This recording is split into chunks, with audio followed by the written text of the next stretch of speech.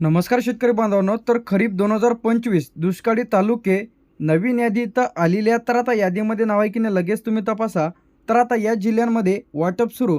तर खरीप 2025 यासाठी जाहीर झालेली दुष्काळी नवीन यादी इथं जाहीर झालेली आहे. तर यादीमध्ये तुमचा जिल्हा आहे की नाही लगेच तुम्ही तपासा. तर यावर्षी अनेक जिल्ह्यांमध्ये कमी पाऊस झालेला आहे, तर काही जिल्ह्यांमध्ये जास्ती पाऊस झालेला आहे.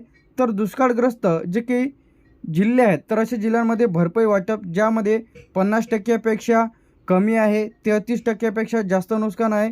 तर सतत पावसाची परिस्थिती, त्यानंतर पिण्याच्या पाण्याची टंचाई, तर यांसाठी आता या नवीन जी आरमध्ये जे की सांगण्यात आलेले आहे. तर आता नवीन जी आर दुष्काळ तालुके जी यादी जाहीर झालेली आहे.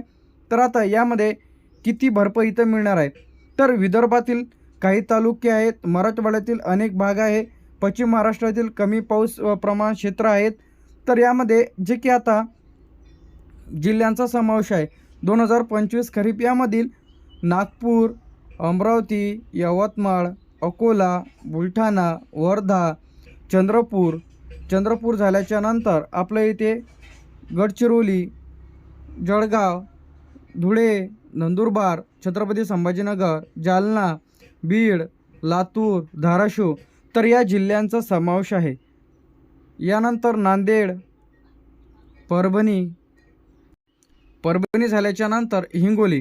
तर आता या जिल्ह्यांमध्ये वाटपाची प्रक्रिया सुरू झाली. यामध्ये नागपूर, अमरावती, यवतमाळ, अकोला, बुलढाणा, वर्धा, चंद्रपूर, गडचिरोली, धुळे, जळगाव, नंदुरबार, छत्रपती संभाजीनगर, जालना, बीड, लातूर, धाराशिव, नांदेड, परभणी आणि हिंगोली.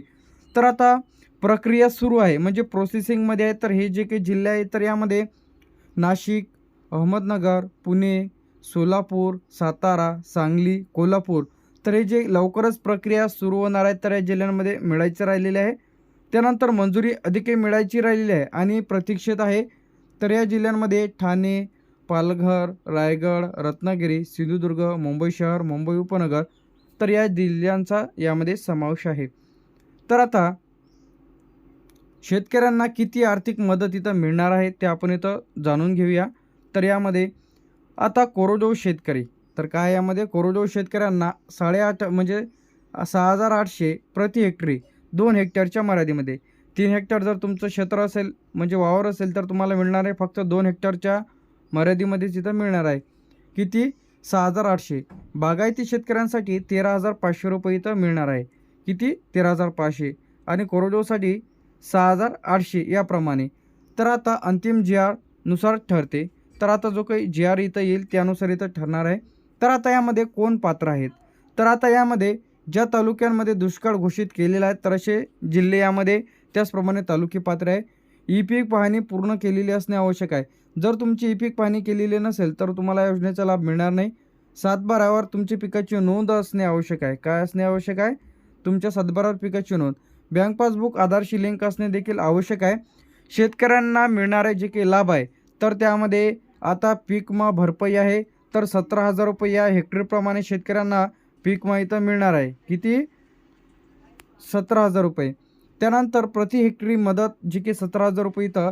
त्याचप्रमाणे लोन पुनर्गठन, त्यानंतर कर्जमाफी सवलत, शेती वीज पंप सवलत, मनरेगा योजनेअंतर्गत रोजगार, चारा जनावरांसाठी यांसाठी मदत सरकारकडून थेट DBTच्या माध्यमातून मदत इथं केली जाते.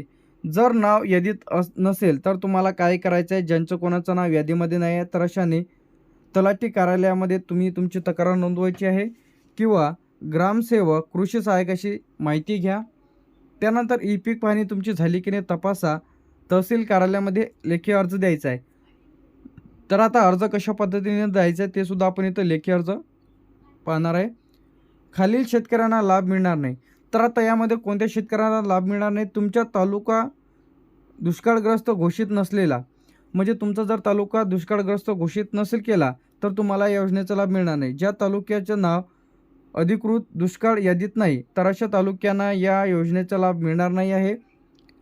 त्याचप्रमाणे ई पीक पाहणी नसेल तर आता जर शेतकरी बांधवांनी ई पीक पाहणी केलेली नसेल तर तुम्हाला या योजनेचा लाभ इथं मिळणार नाही आहे. हे सर्व शेतकरी बांधवांनी लक्षात ठेवा. त्याचप्रमाणे पीक विमा देखील शेतकऱ्यांना मिळणार नाही. त्यानंतर 7/12 अपडेट नसेल तर, म्हणजे तुमच्या 7/12वर पिकाची नोंद केलेली नसेल फेरफार केलेला नसेल, वारस नोंद पूर्णपणे नसल्यास अशांना देखील लाभ इथं मिळणार नाही.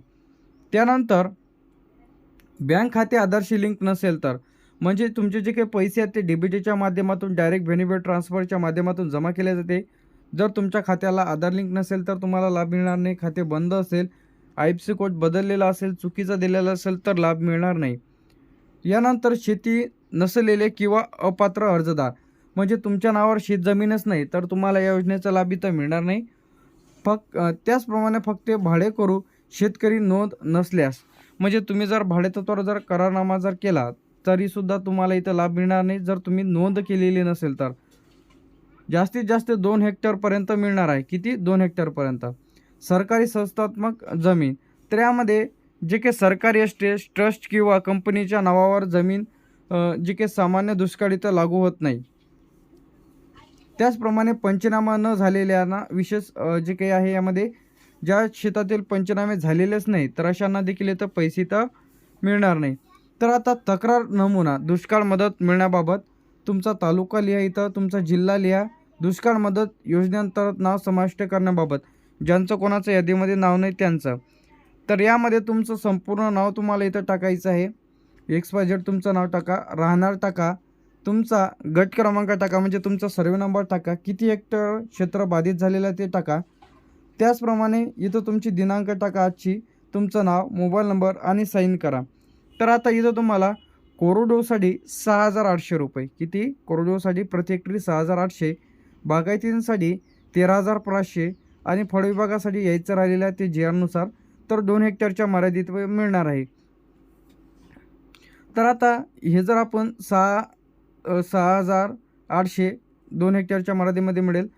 फॉर एक्झाम्पल 13,500 आणि 13,500 2 हेक्टरच्या मर्यादेत 13 आणि 13 26 आणि 27,000 रुपये तुम्हाला 2 हेक्टरची इथं मिळू शकते, 2 हेक्टर जर असेल तर.